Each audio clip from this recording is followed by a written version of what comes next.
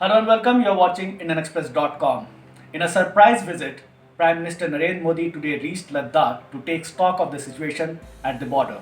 Modi was accompanied by Chief of Defence Staff Bipin Rawat. He met soldiers who were injured during the Galwan Valley clash, and then he addressed all the soldiers and spoke about their bravery, and then in an indirect reference to China, basically targeting China actually, he said how the era of expansionism is over, and he reiterated his stand of making India self-reliant, that is Atmanirbhar Bharat.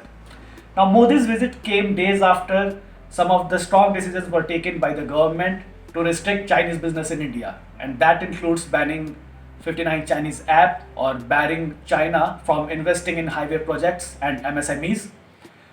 We'll analyze all these decisions by the government with our expert Udit Mishra. But before that, let's hear what Modi said today in Ladakh. Bharat माता के दुश्मनों ने आपकी fire आपकी fire हुई देखी है और आपकी फ्यूरी भी।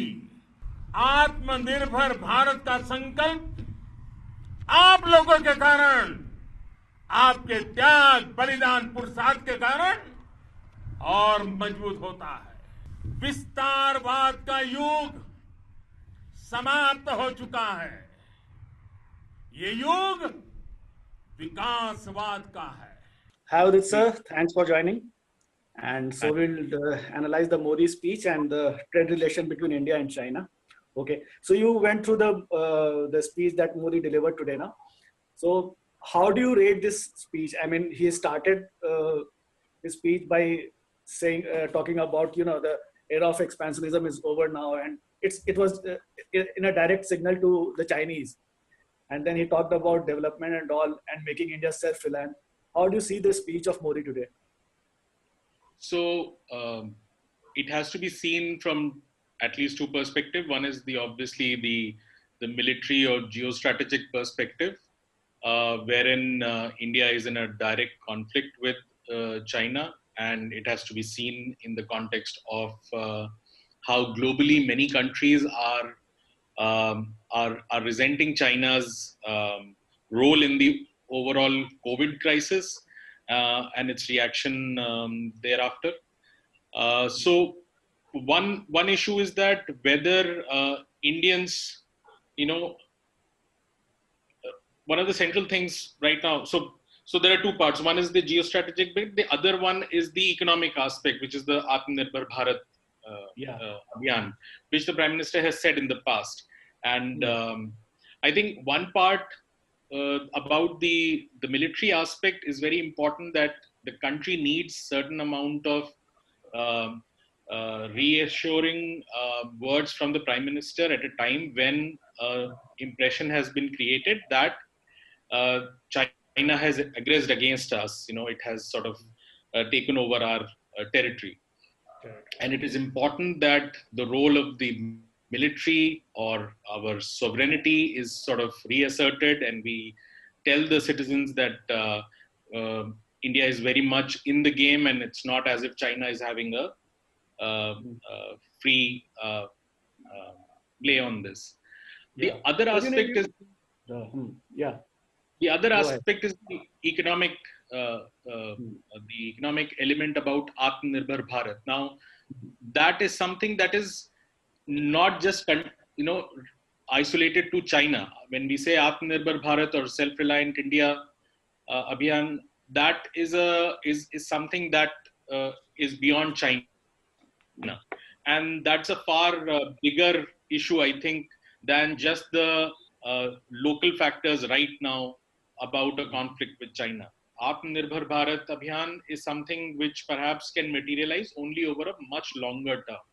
In the short term, it will not immediately yield results. Yeah, but Udit, you talk about this Atmanirbhar thing and all. But at one point of time, while the armed force is like engaged in China, and they're trying to de-escalate the situation at border. But on the other hand, the government is like trying to restrict the Chinese business in India. I mean, if you start with that BSNL thing, like government asked the Directorate of Telecommunication asked the BSNL not to upgrade the 4G facilities with the equipments made by China. And then this banning of Chinese apps thing happened. Also, the railways also cancelled the contract given to the Chinese firm. So these things started amid the Galwan Valley standoff, and there was demand for boycott of Chinese good and all. So do you think the Indian government is trying to go in that direction only? Unofficially, these things unofficially the Chinese boycott of Chinese goods had been done, but government has not so far made any appeal to the people to boycott the Chinese, but they are taking steps in that direction. So you see, I can totally understand. I think anybody would understand when two nations fight, then it is very natural to sort of have this aversion for trade with each other. I mean, we've in the past stopped playing cricket with Pakistan, not allowed ghazal singers to cross borders and stuff. So it is very natural for people, when soldiers are dying at the border, for people to sort of pull off and say that no, we're not going to interact. It is another matter whether it will hurt China, whether it will hurt India, and whether it will hurt India more than it will actually hurt China. That's another matter. You'll have to look at facts over there. And whether the government is doing it very explicitly against one country, which is China, or doing it in a sort of covert manner that quietly removing China, again, it matters whether it is a well laid out policy or not, because we often talk about policy credibility. In today's scenario, when the whole world is questioning China, perhaps any country can carry off a notion that I will target China. I will not take technology from China. I will not take mobiles from China. Perhaps it can carry on. Under normal rules of play, you cannot do that. You cannot just get up one day and say, now I will not take anything from Sweden, or Sweden can't say I won't take anything from France. You can't do that because it violates a lot of rules. So you said India will be hurt more if we like ban Chinese product and if we ban trade with China. Can you elaborate on that point? How much effect it will have on Indian economy? Right. So I mean, I can appreciate the sentiment here about a lot of people saying, let's ban every item from China. Let's ban all trade with China. Even, somebody mentioned, one of the union ministers said that let's not even have Chinese food, which is cooked in India.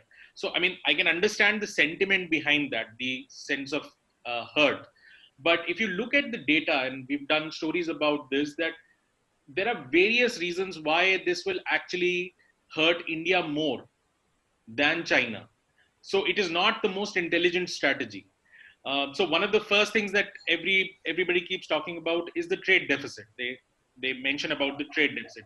They say that since India imports more from China than we export, we have a trade deficit, and such a bad thing.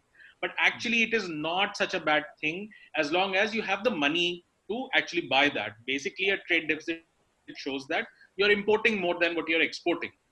So one of the ways to bridge a trade deficit would be to export more to China. At the same level of imports, you could export more and bridge that gap. And what does importing mean from China? Importing basically means that you and I get something cheaper, something more efficient, cheaper at a lower cost, right? So we are better off. You must understand, these are individual voluntary decisions. These are not being made by the governments of the two countries. So that has to be understood.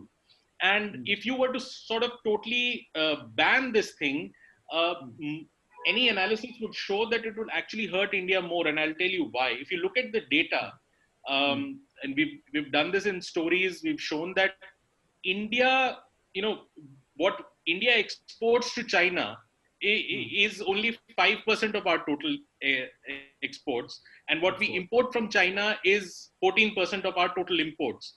But from China's perspective, what they export to India is just 3% of their total exports. So, I mean, if India was to say, we will not take anything from China, it will be just 3% of their total exports. And they are more likely to find other buyers for it than for us to find other suppliers for it. And even if we do get other suppliers, we are likely to get it at a higher cost. So there are two aspects to this. One is that if we are only bothered about trade deficit, the economic argument, then if you were to not buy this from China and buy this from Vietnam, for example, then all of that trade deficit will just go to Vietnam. Trade deficit will not change because you're buying from somebody else. And if the other argument is that buy it from somebody in India, then why were you not buying it in the first place? Because it was costlier or of a lesser quality. So it will come at the cost of a consumer. Do you think the government is smartly attacking those areas where it will hurt the Chinese most? Like this banning the 59 Chinese app thing. Now TikTok has a very good market in India. And if you are attacking, those areas, so do you think like government is making a smart move?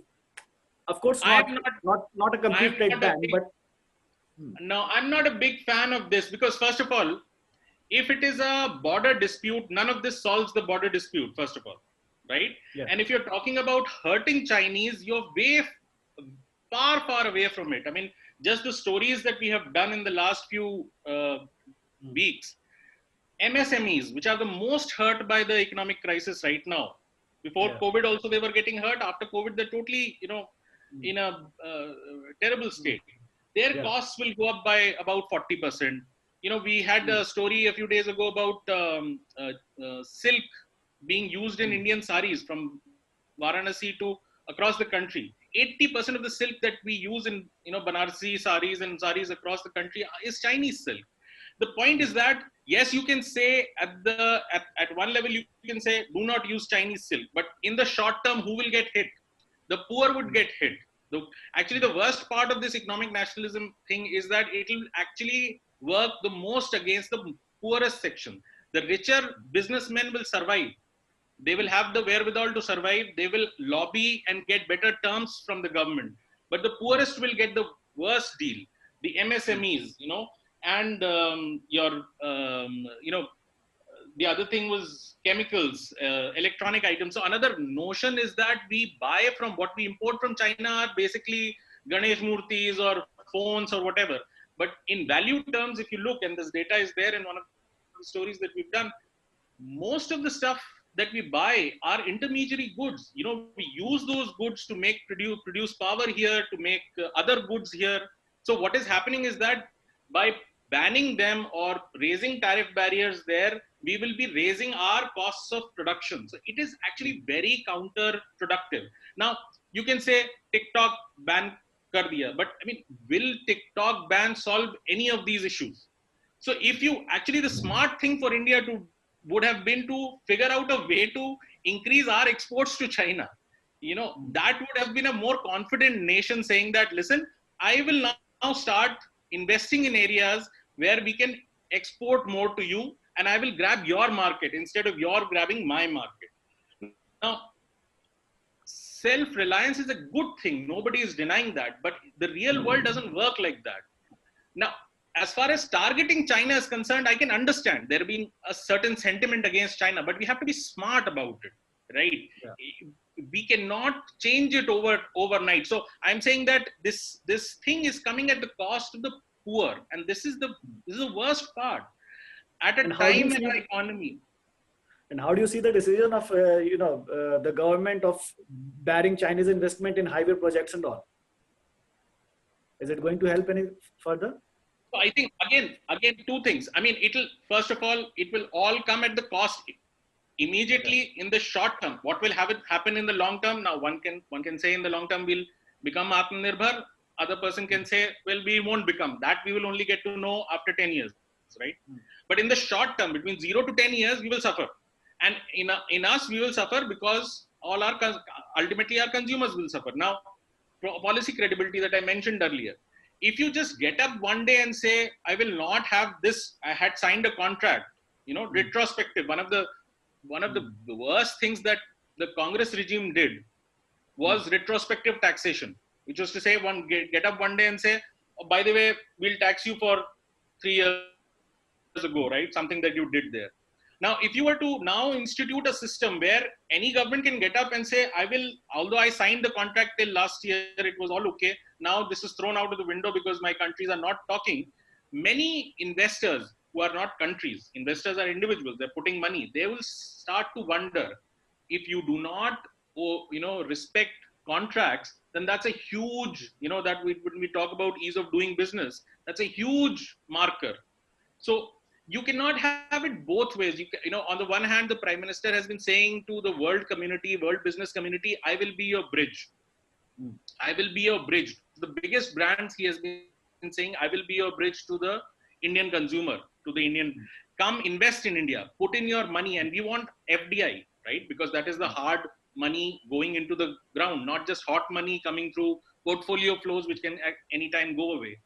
Now, if you want to really build that, if you were sitting somewhere outside with lots of money and wanting to invest, you would look at this and you would wonder, should I invest? Never know tomorrow if some skirmish happens and something happens, if the Prime Minister is not happy, or the government is not happy, or there's enough popular resentment, then they may totally back off from Now, the point is, there is a heightened policy risk. Not that, as I'm saying, it's not as if everything will fall apart. I'm saying there's a policy risk gets heightened. That should not ideally happen. Again, I'm saying that basically, if we conclude your argument, basically you are saying the idea, the dream of self-reliant, the Atmanirbhar India, it can happen, but it will happen gradually and it will take time. It will happen gradually, and it requires a lot of hard work. It requires a lot of hard work, and people have to understand that in the short term, if you force it by saying that, okay, today, let's not trade with China, let's not trade with Egypt, let's not trade with Australia for a variety of reasons, then it'll just hurt us as consumers. And it'll hurt us even as exporters. We have again got stories of several MSMEs and exporters saying our input costs have gone up by 40 to 50%. So our exports get hit. So our trade deficits, the funny thing is that the old argument of trade deficit will increase because our exports will come down in the global market. So we should be smart. I'm not saying that this notion that how to hurt China has to be, the argument is hurt them where it hit them where it hurts. But actually, this is not where it hurts. It's not where it hurts. Okay. We have to be smart. Thank you, Ditsa, for your input. Okay. And thanks you for watching this. And for more news and update, keep logging on to IndianExpress.com.